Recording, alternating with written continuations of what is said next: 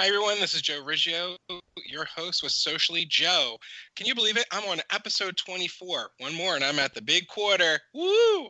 Anyway, uh, episode 24, I am welcomed by my guest here today, Brenda from Wines for Humanity. I met her through a local networking group, and I'm so glad that I've met her because I've teamed up with her to help me with some events as well. But enough about that. I want to introduce you to Brenda. So, Brenda, please introduce yourself and tell us a little bit about yourself and Wines for Humanity. Oh, great. Thanks for having me on today. I really appreciate it. Wines for Humanity, we're a wine tasting company that is dedicated to helping local charities by introducing fine wines in a fun and educational environment. Since about 2007, when they were formed, Wines for Humanity has donated over $7 million to various charity organizations by hosting events, wine club, and online wine orders, sales. So from that, one of the things I know you wanted me to share something educational, and I just wanted to share a little tip as a pro taster on how to hold a wine glass.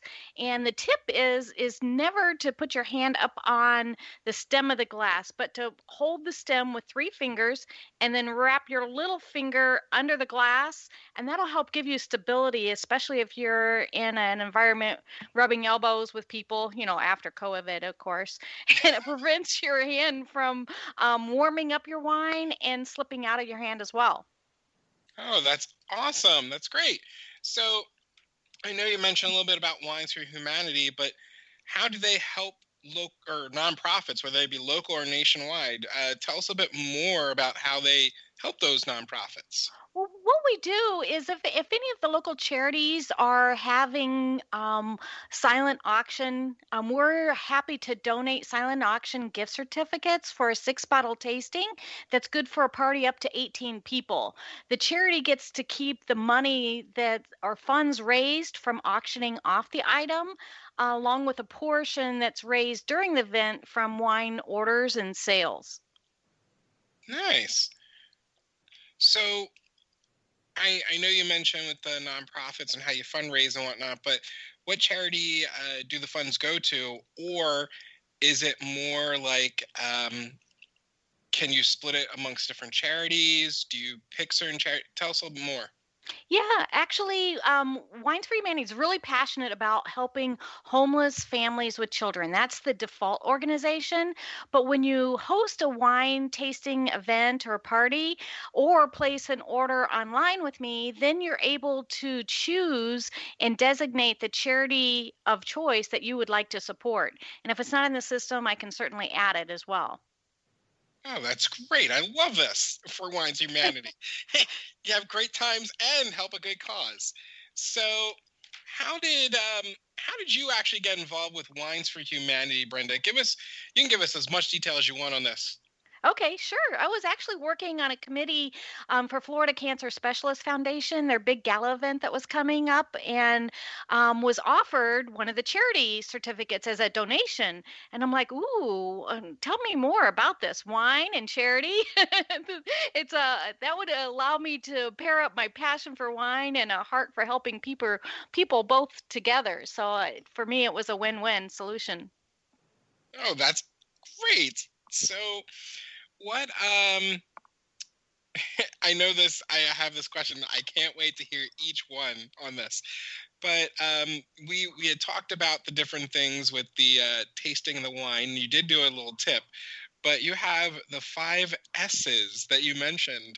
And can you name all five? But then I want you to elaborate on each one because obviously we can say, yeah, yes, you do this, you do this, you do this. But I want you to tell people why these S's are important in sampling wine. So go ahead. Yeah, no problem. There are actually 5 S's in wine tasting. And when you go to a wine tasting event and you want to look like a pro, the first thing you do when you're holding your glass properly, of course, is the first one is sight.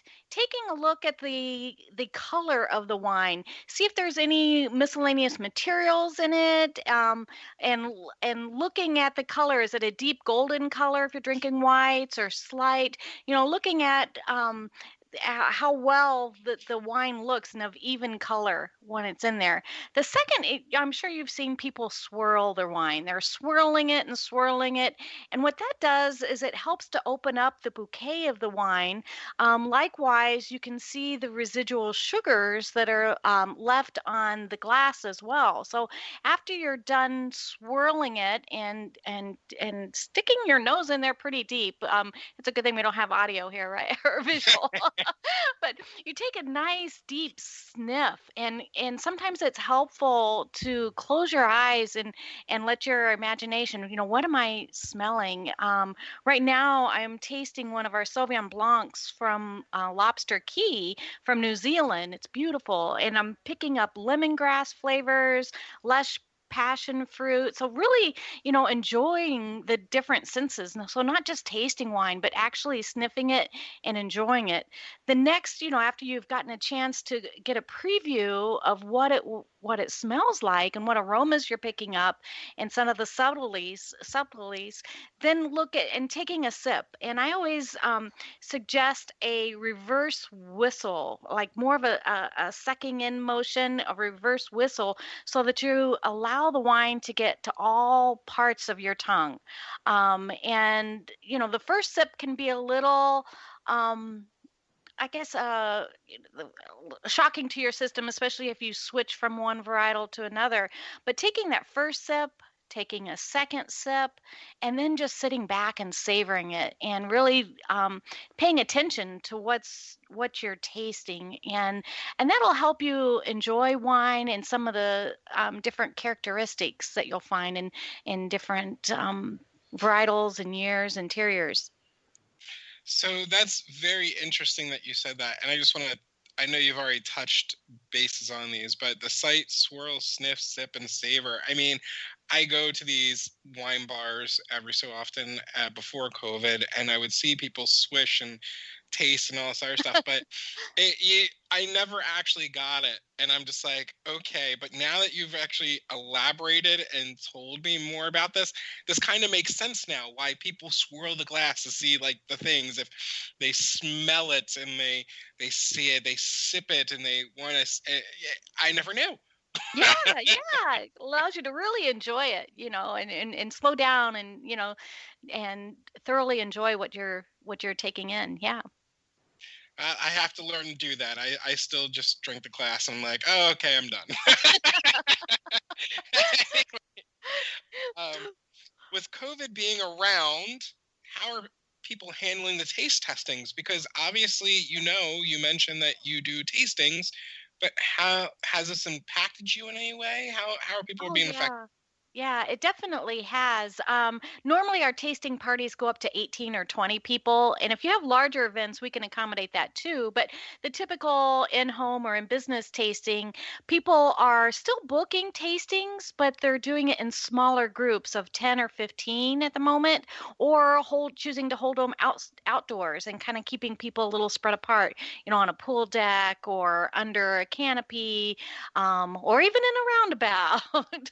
But we offer virtual wine tasting packages also for those that really want to keep sheltered in place, where everybody orders a 3 bottle, what they call sip pack, and then we set up a Zoom call. Everybody gets on and go through the characteristics and the tasting notes of each of the wines, while also inserting in some trivia and some fun wine facts, and maybe a drawing or two to make it fun and educational, so they can still enjoy it in the safety of their home. Oh, that's great. Now, I know you kind of mentioned the Zoom wine tasting, and I actually did one of those with you, which was very good, It was fun. because it was a very interesting, unique thing. But tell tell our listeners, because obviously it's going to be a different medium versus telling versus seeing, but tell our listeners how a Zoom wine testing would actually occur. Yeah, on the Zoom, we set up the Zoom account. We've done it a variety of different ways. One is for everybody to order wine and then open it and taste it all together. What I did with our group that you participated in, I took the tasting and delivered mystery bottles to 5 different people. So we scheduled the Zoom call, and this was more of a business environment. And then we had mystery tasters, after I talked about the wine, actually pour, sip, and talk about transparency, hoping that they all really loved it. Brought them online and turned over, shared the screen and let them share what they were tasting and how much they enjoyed it. So that's how we did it in a Zoom environment. Yes, and I had La Peach, which was good. Yeah, the sparkling. Everybody in Florida loves that. It's great over ice cream, sparkling martini, or just straight up as a dessert wine. But that's good to know that people can do that. So therefore, you're not just limited to having a tasting. And obviously, people in COVID world, some people don't feel comfortable being in groups. So this is a great way for you to still get your name out there and say, hey, help support local charity and help out and whatnot. And I love the roundabout. Wink. There we go. Yeah. Anyway. Birthday parties, bridal showers, different things like that too, where the people want to be social, but they just don't feel comfortable doing it in person yet. Yeah, that's true. So I know you kind of shared one of the a little fun fact or a little fact about wine, but do you have another fun fact about wine that you can share with us? Because I'd probably like to throw these couple in there because you'd probably know more about wine than I would. Like I said, with the 5 S's, I didn't even know half of them. Yeah. One of the questions I seem to get asked a lot is how many grapes does it take to make a glass of wine? And people are always amazed that it actually takes 75 grapes or one large cluster to produce a 6 ounce, and that's a small glass of wine in my book anyway. So 75 grapes for one glass of wine. Oh my goodness, that's that's a lot of grapes. It is all crushed down, yeah. Oh goodness. So how many wines does Wines for Humanity have for tasting? And how many wines do you have available? Yeah, when somebody books a party, we have a wine list. Our team, they're based in Chicago. They go through and they taste about 30,000 different wines, and they narrow it down to 30 wines, roughly 30 wines that are available from month to month. And they vary. Maybe 5 or 10 of them will vary each month, based on supplies and how quickly we run through something. But usually that you can pretty much count on about 30 wines at a typical party. If you're tasting 7 wines, we usually recommend 3 whites, 3 reds, and a sparkling, just to kind of make it appeal to a variety of different tastes and give it a nice variety. Nice. All right. Well then, if by chance, I know you said you like to have the variety, but you could accommodate if someone said, I just want all reds or I want all whites. You could Absolutely. do that, correct? Yes. We work with the hosts and find out what their tastes are and their audience. We've also had realtors, for example, that may be doing a trip to Italy. Maybe they just want all Italian wines. So we try to accommodate the wines based on what their theme is, and we work with or coach the different hosts and hostess to make it a special event for each of them. Nice. That's great. So I have a couple more questions because I want people to learn more about Wines for Humanity in a sense. So and I know this for a fact because I booked one with you, but for booking an event with you or wine tasting, tell us what you actually get for your wine tasting. Yeah, for the wine tasting, it's $69 for 7 bottles.